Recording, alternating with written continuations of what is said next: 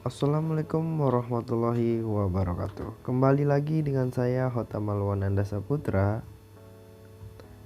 Terima kasih telah mengklik video ini dan selamat menonton. Oke, di video saya kali ini saya akan membahas tentang negara, bentuk negara, susunan negara, dan kedudukan Undang-Undang Dasar 1945.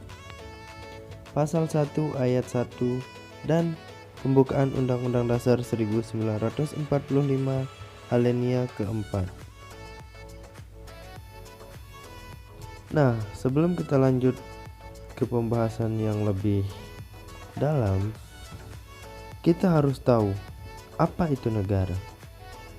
Negara adalah suatu organisasi dari sekelompok atau beberapa kelompok manusia yang sama-sama tinggal dalam satu wilayah tertentu, mengakui adanya satu pemerintahan yang mengurus tata tertib serta keselamatan sekelompok atau beberapa kelompok manusia tersebut.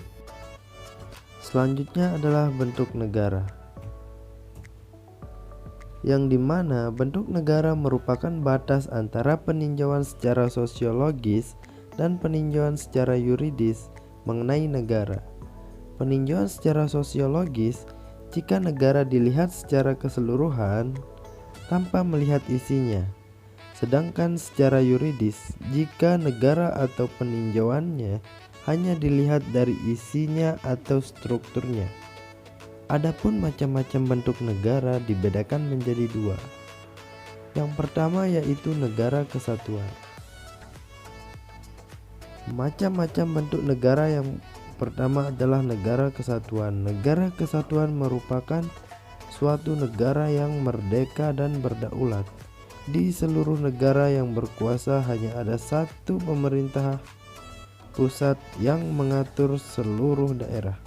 Negara yang memiliki bentuk negara kesatuan diantaranya Indonesia, Jepang, Filipina, Belanda, Prancis, Italia, dan lainnya. Dan yang kedua, negara serikat atau federasi. Macam-macam bentuk negara yang kedua yaitu negara serikat atau federasi. Negara serikat merupakan gabungan dari beberapa negara yang menjadi negara bagian dari negara serikat itu. Negara-negara bagian itu asal mulanya adalah suatu negara yang merdeka dan berdaulat serta berdiri sendiri. Kekuasaan yang diserahkan itu disebutkan satu demi satu. Hanya kekuasaan yang disebutkan itu yang diserahkan kepada negara serikat. Contoh negara dengan negara serikat, di antaranya Amerika Serikat, Australia, Jerman, India, Malaysia, Swiss, dan lainnya. Setelah kita mengetahui bentuk negara, macam-macam negara, selanjutnya saya akan membahas tentang susunan negara, bahwa yaitu susunan negara merupakan struktur organisasi dan fungsi pemerintahan dengan tidak menyinggung struktur daerah maupun bangsa.